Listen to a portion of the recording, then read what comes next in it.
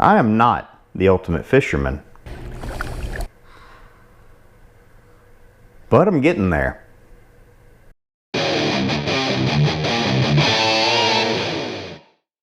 If you couldn't tell from the missing fishing videos the past couple of weeks, it hasn't been going that great for me. No excuses or anything, it's just been tough fishing. I just haven't had any luck. So to make up for that, today we're going to go for 3 different achievements all in a single video. I want a new species, I want to use a new technique, and I want to eat that new species. Now, to decide what fish I was going to target and what meal I was going to cook, first of all, it's February, it's still cold outside, so I decided why not go for a soup. And as it turns out, in Finland, on the 2nd Tuesday in February, which was a couple days ago, so of course I'm late, but in Finland they have National Soup Day. And the whole thing was created a couple of years ago for the point of getting the population to catch and eat more of their local fish. And I just thought, well, that's coincidental timing, so why not? Let's just go ahead and make some Finnish soup. So if you're at all familiar with Finnish fish soup, that's extremely hard to say. You're probably most familiar with lohikito. Lohikito is a fish soup that's made with salmon, and that seems to be the most popular choice. But I did my research, and it turns out there's no salmon in Alabama waters. So since we can't find the lohi, we're going to just aim for kala, which is just fish. So we're going to make Kalakeitto today. So I need to load the kayak up and get on the water. I'm on Yates Reservoir today. They're currently running a little over 7,000 CFS, which isn't that much in the grand scheme of things, but for this particular body of water, this is it. This is the whole length of the lake from here to here. Goes 8 miles down to the next dam. It's a very small lake, middle pond as they call it around here. So I'm gonna put in and I'm gonna kayak around, and we're gonna hopefully break this horrible streak that I'm on, and we're gonna catch some fish. Now, Yates Reservoir, at least up on this end, up near the dam, right now I'm pretty near the middle of the channel, and I'm only getting anywhere from 4 to 6 feet deep, and it's like that clean across from bank to bank. But occasionally you'll be paddling around and it'll suddenly drop off from that 4 to 6 foot range, and it'll go down to 30 plus feet deep. And it's just these little isolated holes. They're pretty large holes, but it's still an isolated hole. And with water temps at 50 degrees, and this also is the Tallapoosa River, so it's a pretty clear water system, fish are not going to want to be hanging out in 4 foot of water. So my strategy for today is to target those deeper holes. I'm basically going to check my electronics to find the holes to begin with, but I'm also going to scan across them and try to see if I can find anything that's sitting down in the bottom of the hole. And so to get to these fish, I'm going to use drop shot rig, standard wintertime technique. I'm going to be using one that's got double hooks on it. Essentially, it's just a weight tied to the bottom so that it hits contact on the bottom so you know where you're at. And then it's got the 2 hooks slightly above that, so that while you are sitting on the bottom, you have 2 different heights that your bait can be sitting at. I've brought wigglers again today, and basically I'm going to sit it down on the bottom, and I'm going to do a combination of dead sticking it, just letting it sit, let the current move it as it wants, and then give it a couple pops up and down. And then as the current and the wind move me around, if I can maintain a pretty slow speed, I'm going to gently lift it and put it back down, so that way I cover a little bit of water.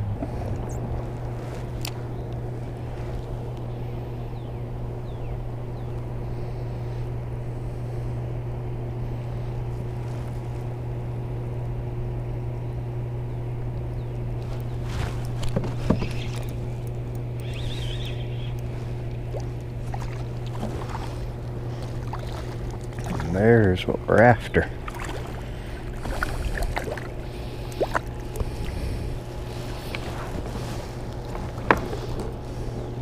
And that is what we came here for today.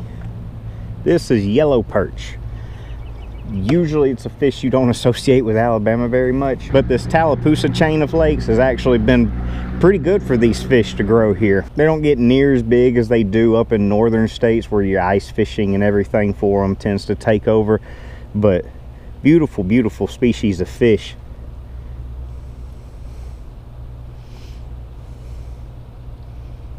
And so we need to catch a couple more of these to be able to make a meal.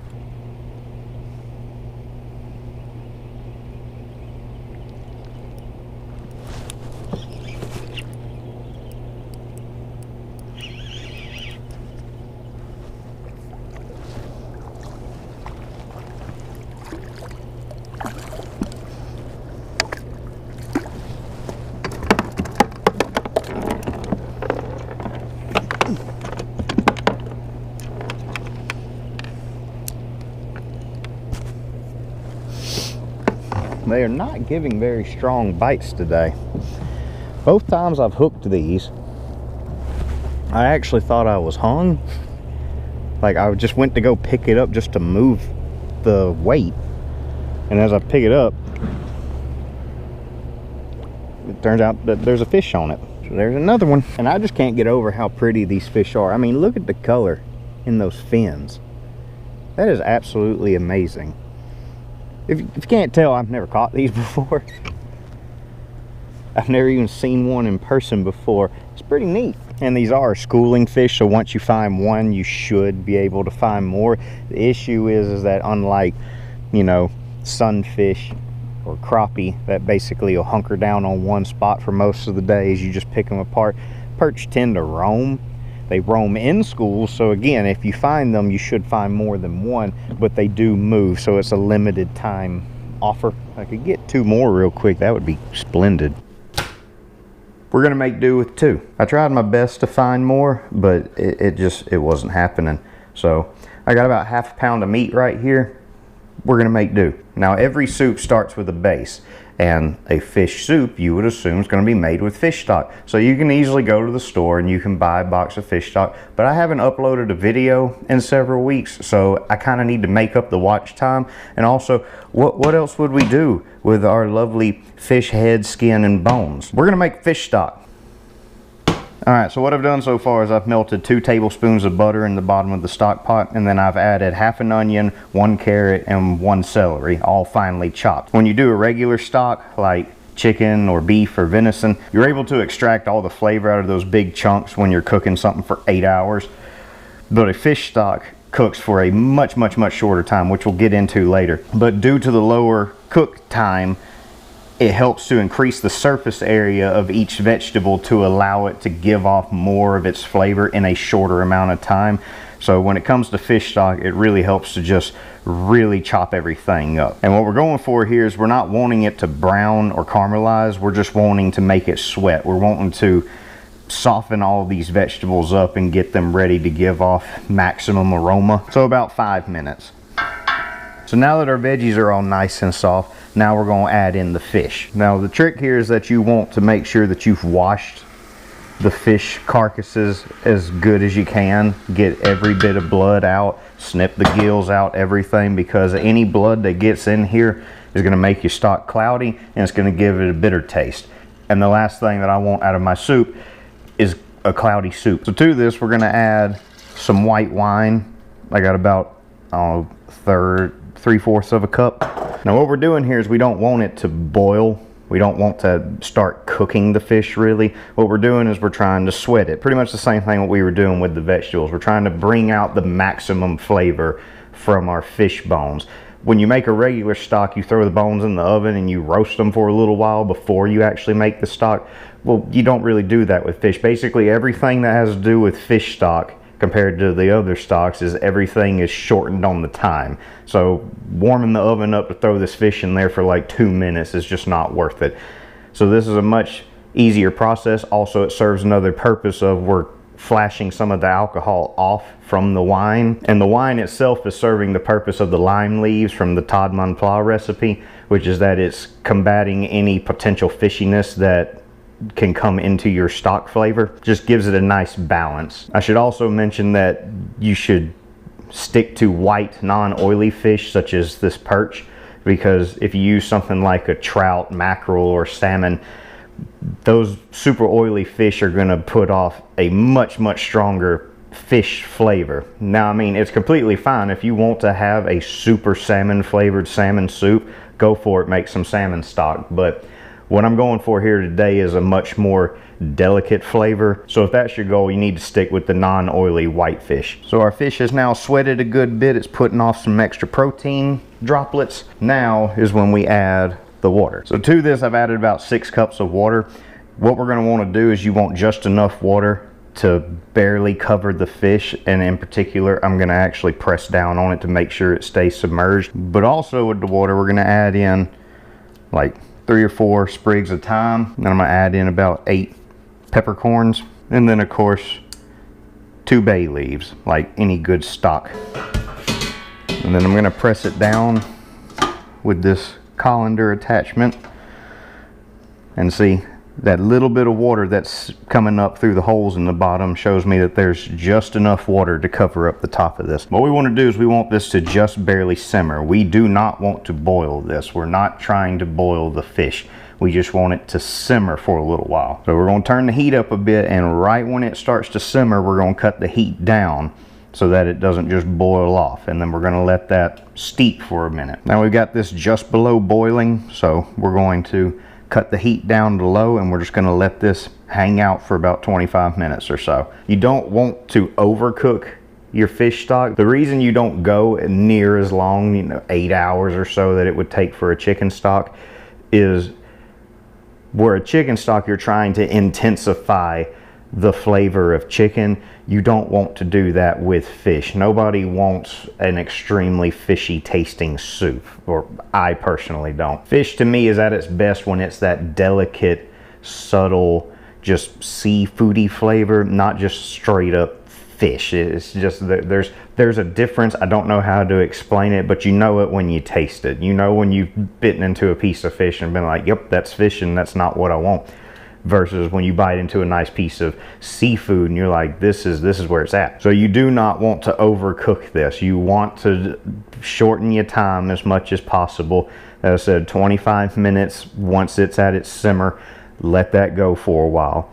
Occasionally you'll have these bubbles and things are going to pop up, and you're going to want to scoop that out. That's like the scum and everything. I know that sounds gross, but if you've ever made a stock with anything else, this is just a byproduct of making stock. It's going to have this stuff that floats up to the top, and you just scoop it out and dump it in something else and throw that away. You don't want that in your stock. So once the time is up for this, then we'll strain it, and then we can move on to the actual soup. Soup base obtained. So now we'll make some actual soup. Now the main components of a Finnish fish soup are of course fish, but also leeks, potatoes, cream, and dill. So we're going to start off with the leeks. So I've melted 4 tablespoons of unsalted butter in the bottom of this Dutch oven. And to that we're going to add 1 whole leek, or I say whole, just the white part. None of the green stuff on top and not the roots on the bottom. It's already been cleaned and chopped. And so we're going to throw these in, and we're going to toss these in the butter and let them begin to wilt. Now once our leeks are soft and wilted, we'll add in 1 whole russet potato and 1 whole carrot that I've chopped to relatively the same size. We're going to give that a stir real quick just to mix in some butter and the leeks. And also with this we're going to add in 4 allspice berries. Now allspice is one of those key components in Jamaican cuisine, like specifically with like jerk sauce. That this is one of those big flavor components that makes jerk sauce so recognizable. It's kind of like a combination of cinnamon, nutmeg, and clove, I guess. It's a very potent flavor. So we're not going to need a whole lot of it. We'll just throw 4 of these in here, and it's not like we're going to crunch down on these and eat them. It's just, as it cooks with the soup, it's going to impose a lot of flavor to it. So now we're going to add in our freshly made fish stock, and that's one of the key components of fish stock. Is it is absolutely at its best if you use it immediately after you make it. And I'm gonna go ahead and add all that we made. So that's about 5 cups that we came up with. So get that up to a boil so we can cook our taters and carrots. So now that our potatoes and carrots are cooked through, we're going to finally add the fish to this. You want to save the fish for last because these pieces are not that big, and so it's going to cook extremely fast, 5 minutes tops. And the point of this soup is that you want to have a big hearty spoonful when you go to eat it. You know, big old piece of tater and carrots, and fish chunks on it. If you threw this in way at the beginning, you would end up losing all of that because it would just basically disintegrate into little flecks of meat by the time you were done. And to this, I'm going to add a cup of cream.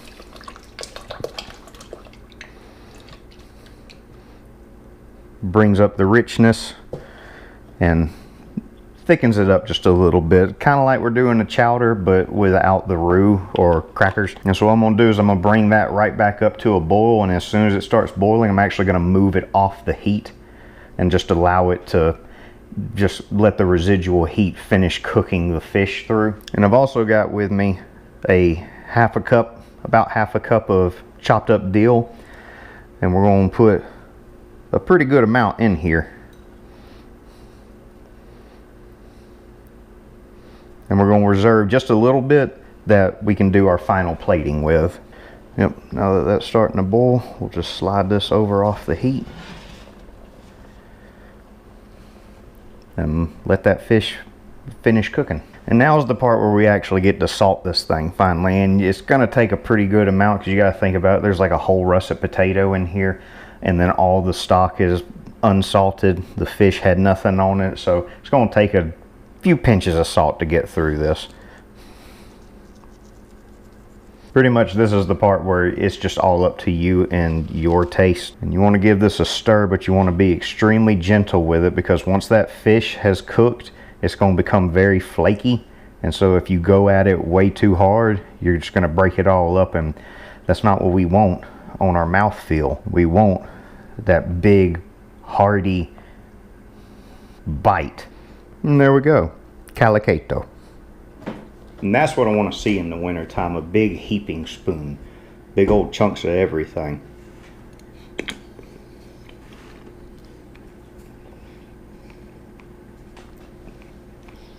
Initial flavor is obviously the dill.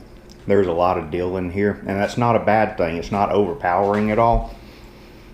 It's very pleasant, it's very fresh.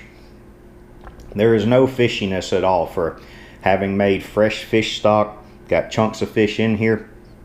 No fishiness detected whatsoever. It's an overall, I keep harping on it, but it is definitely a very delicate flavor.